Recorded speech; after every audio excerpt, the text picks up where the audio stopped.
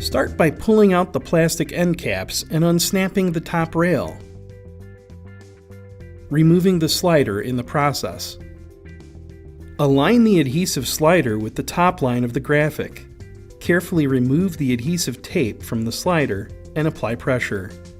Peel back the protective covering 2 inches and push onto the graphic.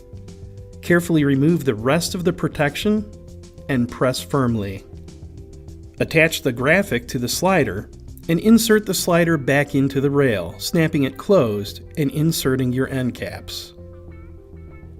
To attach the graphic base, remove the quick slider from the leader on the base. Remove the film to expose the adhesive on the quick slider and place on the back of the graphic. Insert the slider with the graphic applied into the leader of the center.